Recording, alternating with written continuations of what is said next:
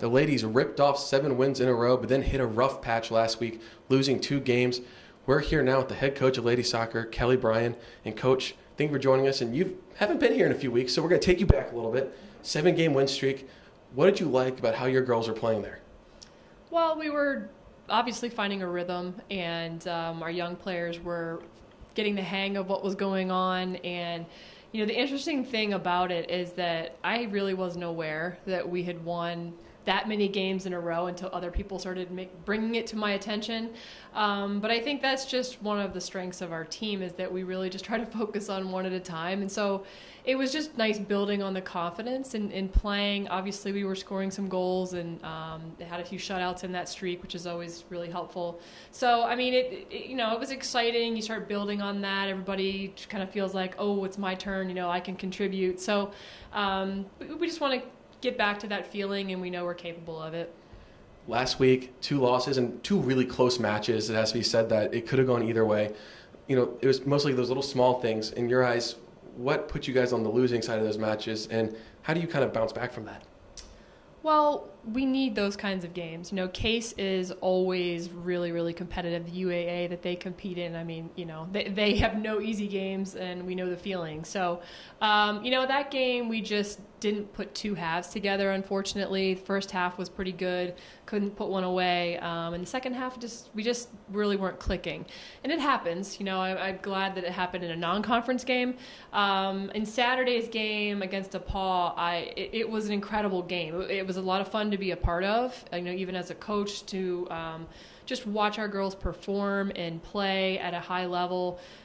You're right, it could have gone in either direction. They just happened to put one in. It was a beautiful free kick. I mean, she really couldn't have hit it much better than that.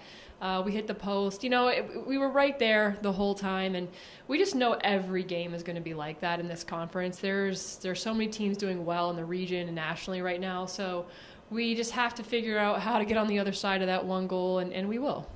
So now you have a week off before your next match, playing Worcester this coming Saturday. After a loss, sometimes you want to get right back on the field. You want to feel a little bit better. Having that week, what are you going to tell the girls to work on a little bit, focus on coming into this next match? Well, it's actually the first time this entire season that we've had no weekday games.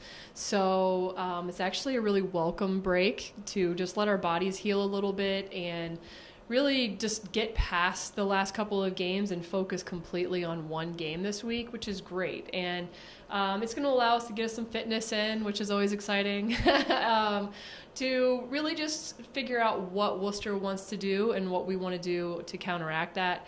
And I don't know, it'll just be fun and nice to be able to have full practices. We've been doing a lot of, you know, game and then a quick practice and then a game. So it really just gives us a chance to go over a lot of little details and things that we really haven't had as much time for lately. Now, you mentioned the NCAC, really tight conference, a lot of really good teams.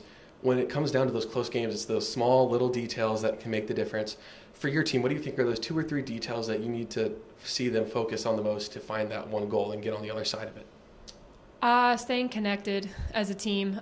We get in trouble when, you know, our back line to our front line when there's gaps. And so if we can stay connected and give ourselves a chance to have anybody get involved in the scoring, not just 1 or 2 people, but really make it a team activity, then we're more successful, as we saw during those 7 games. So we just have to make sure that the communication is there as the leadership keeps growing within our team. And you know, if we can stay together, I think that we can definitely put those goals away again.